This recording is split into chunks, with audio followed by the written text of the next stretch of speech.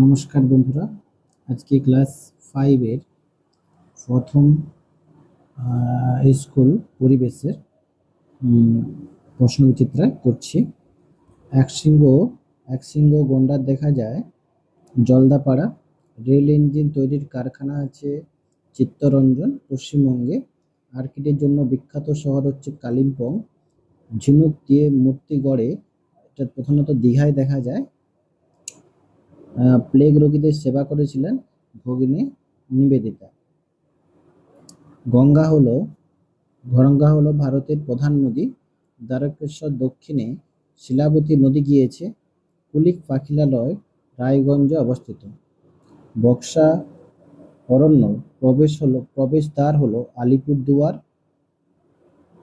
অযোধ্যা পাহাড় অবস্থিত পুরুলিয়া জেলায়। শিশু দিবস পালিত হয় জওহরলাল নেহরুর জন্মদিনে। ম্যানগ্রোভ জাতীয় গাছ দেখা যায়। গাছ প্রধানত হচ্ছে বাইন, সিউড়ি হচ্ছে মুরাব্বা পাওয়া যায় এখানে। রবীন্দ্রনাথ ঠাকুর হচ্ছে শান্তিনিকেতন। রেশম কীট হচ্ছে তুঁত গাছ। কীটনাশক হচ্ছে নিম পাতা।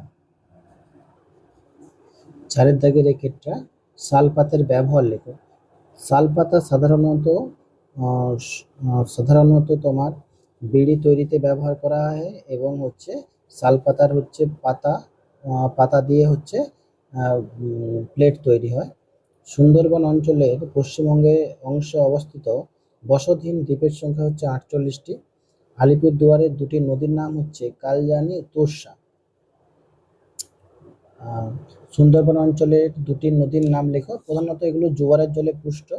দুটি নদী হচ্ছে মাতলা আর গোসাবা। ডিরোজিওর পুরো নাম হচ্ছে Henry Louis Vivian Derozio. Singalila পর্বতশ্রেণী কোথায় অবস্থিত? ভারতের পশ্চিমবঙ্গ দার্জিলিং জেলায় অবস্থিত। পশ্চিমবঙ্গের সর্বোচ্চ উঁচু পর্বতশৃঙ্গটির নাম কি? সান্তাকাফু। এর উচ্চতা হচ্ছে 3636 মিটার। এটা পরীক্ষায় ক্লাস 5-এর বেশিরভাগ স্কুল থেকে দিয়ে থাকে যে পশ্চিমবঙ্গের সর্বোচ্চ শৃঙ্গের নাম সান্দাকফু, উত্তর 3636 মিটার। পাঁচের দাগের একেরটা পশ্চিমবঙ্গের সর্বোচ্চ উচ্চতম শৃঙ্গ, এটা বলা হয়েছে সান্দাকফু, উচ্চতা 3636 মিটার। হারভেস্টার কি? এর ব্যবহার কি? হারভেস্টার হলো এক ধরনের আধুনিক কৃষি যন্ত্রপাতি যা দিয়ে একসাথে ফসল কাটা, মাড়াই এবং বস্তাবন্দি করার কাজ করা হয়। এটাকে বলা হয় হারভেস্টার। প্রধানত এটা আধুনিক যন্ত্র। ডিভিসির পুরো নাম কি? ডিভিসির পুরো নাম হচ্ছে দামোদর ভ্যালি কর্পোরেশন। কেন তৈরি করা হয়? 1 নম্বর হচ্ছে বন্যা নিয়ন্ত্রণের জন্য ব্যবহার করা হয়। 2 নম্বর হচ্ছে সেচ ব্যবস্থা। 3 নম্বর হচ্ছে জলবিদ্যুৎ উৎপাদনের ক্ষেত্রে। 4 নম্বর হচ্ছে মৎস্য চাষের জন্য ডিভিসি দেখা যায়। নিত্যবহ নদী কাকে বলে?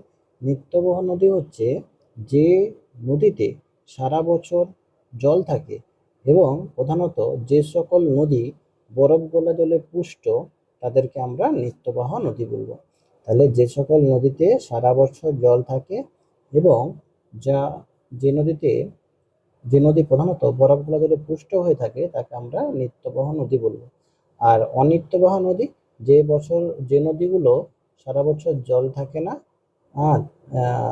সাধারণত বৃষ্টির জলে পুষ্ট, তাকে আমরা অনিত্যবহ নদী বলবো, যেমন কংসাবতী। আর নিত্যবহ নদীর উদাহরণ হচ্ছে গঙ্গা। গঙ্গা নদীর গতিপথ লেখো। দেখো, গঙ্গা নদীর গতিপথ লেখার সময় একটু গঙ্গা নদীর উৎস লিখবে, তারপরে আমাদের গঙ্গা নদী কোথায় পড়েছে সেভাবে লিখবে। লুপ্তপ্রায় মাছ কাকে বলে? উদাহরণ দাও। লুপ্তপ্রায় মাছ বলতে গঙ্গা নদীর গতিপথটা তোমরা কিভাবে লিখতে পারো? ধরো, গঙ্গা নদী হিমালয়ের গঙ্গোত্রী হিমবাহ থেকে উৎপন্ন হয়েছে এবং দক্ষিণ ও দক্ষিণ পূর্ব দিকে প্রবাহিত হয়ে এরপর বাংলাদেশে প্রবেশ করেছে। ব্যাস, এটা লিখলে হবে। লুপ্তপ্রায় মাছ কাকে বলে? না, যে সকল মাছ বর্তমানে আর দেখা মেলে না, বা যারা আগে ছিল বর্তমানে নেই, বর্তমানে যাদের সংখ্যা খুবই কম তাদেরকে আমরা লুপ্তপ্রায় মাছ বলবো।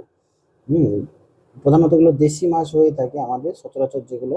উদাহরণ উদাহরণ হচ্ছে আমরা পুঁটি মাছ বলতে পারি, এটা লুপ্ত মাছের উদাহরণ।